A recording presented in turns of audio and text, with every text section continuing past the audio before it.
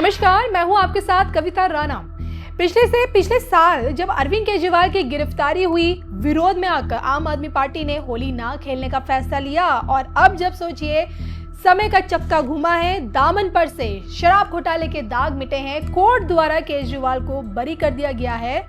एक झटके में पार्टी की black and white picture colourful हो चुकी है और वो भी होली से ठीक पहले। पिछले 2.5 सालों से केजरीवाल भ्रष्टाचार के आरोपों के भंवर में ऐसे फंसे कि पूरी पार्टी की जड़ें हिल गई और अब जब कोर्ट ने उन्हें क्लीन चिट दे दिया है तो क्या रिहाई के यही आंसू बम बनकर दिल्ली की रेखा गुप्ता सरकार पर गिरेंगे?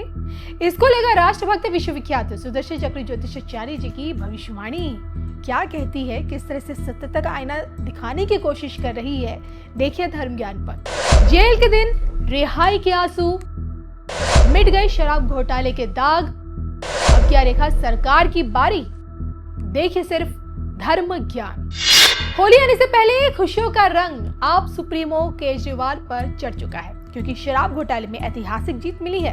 पिछले 3 सालों से चली आ रही अदालती और सियासी लड़ाई में प्रदेश के पूर्व मुख्यमंत्री अरविंद केजरीवाल की जीत हुई है। घोटाले में जिन सोचे 23 लोगों को आरोपी बनाया गया था, उन्हें कोर्ट ने आरोपों से दोष मुक्त कर दिया है और इन 3 सालों में केजरीवाल ने व्यक्तिगत रूप से देखे क्या कुछ झेला है, क्या कुछ उन्होंने खोया है, ये तो वही जाने, लेकिन इस लड़ाई की कीमत उन्हें अपनी सत्ता गंवाकर चुकानी जरूर पड़ी है। जो कि देखिए पिछले 3 साल आम आदमी पार्टी के लिए किसी फिल्मी थ्रिलर से कम नहीं रहे, जिस कारण कोर्ट के फैसले पर केजरीवाल खुद को रोने से रोक नहीं पाए। केजरीवाल का साफ कहना है कि करप्ट मैं नहीं बल्कि पूरा केस ही फर्जी था। हालांकि मोदी सरकार पर जुबानी बाण भी छोड़ रहे हैं। पीएम मोदी और गृह मंत्री अमित शाह पर केजरीवाल ने राजनीतिक षड्यंत्र रचने का बहुत बड़ा इल्जाम लगा दिया है। हालांकि देखिए इन इल्जामों के बीच क्या रेखा गुप्ता की सरकार अब क्या खतरे में आ गई है? दरअसल कोर्ट से क्लीन चिट मिल जाने के बाद केजरीवाल का मोदी सरकार को कोसना फिर से शुरू हो गया है और इसी कड़ी में रेखा सरकार के खिलाफ उन्होंने मोर्चा भी खोल दिया है। ऐसे में क्या रिहाई के आंसू अभी के दिल्ली सरकार पर बम बनकर गिरेंगे?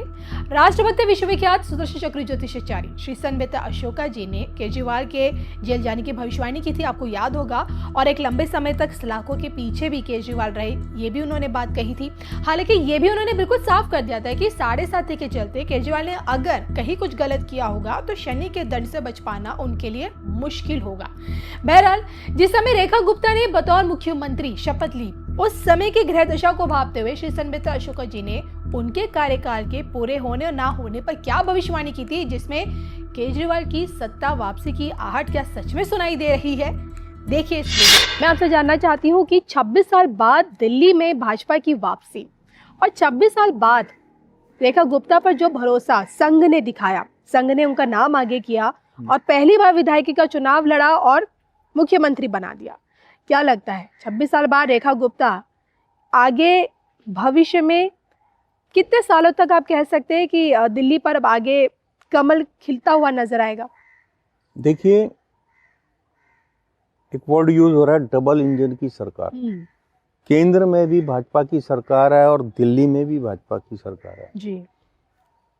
4 जनवरी 2027 तक का जो समय है इनका कठिन है।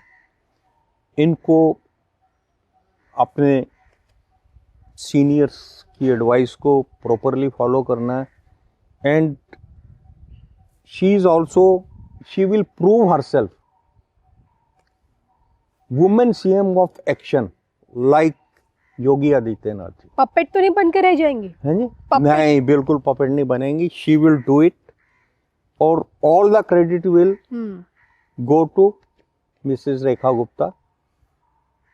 दूसरा, 4/1/2027 तक का संघर्ष जी रेखा गुप्ता को खूबी करेंगी और उसके बाद जो है रेखा गुप्ता के लिए आपने बोला क्या वो अपने 5 साल पूरे कर पाएंगी जी, क्योंकि डबल इंजन की सरकार है, मेजोरिटी की सरकार है, 5 साल तो पूरे होंगे ही, लेकिन उससे अगले 5 साल 2030 तक रेखा गुप्ता का भविष्य जो है बिल्कुल उज्जवल नजर आ रहा है।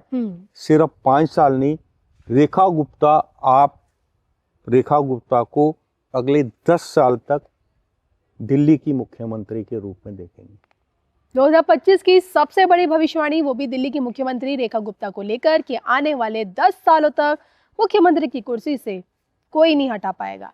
लेकिन संकल्प पत्र का सबसे बड़ा जो एजेंडा था उसमें अंदर कि राजधानी दिल्ली से रोहिंग्या मुसलमानों का सफाया रेखा गुप्ता कर पाएंगी?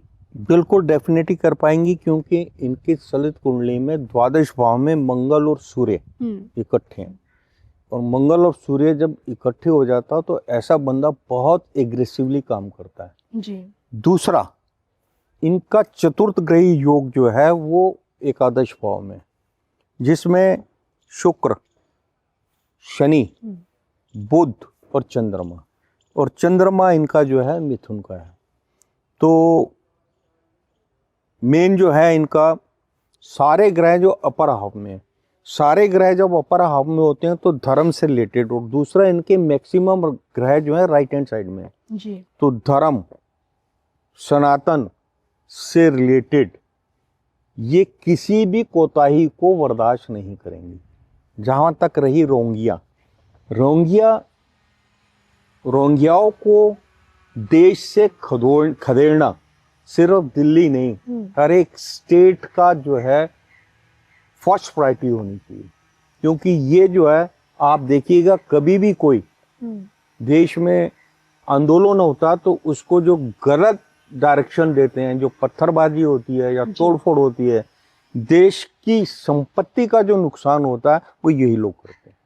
तो इनको यहाँ से खदेड़ना बहुत जरूरी है, और ये इनकी फर्स्ट प्रायोरिटी होगी।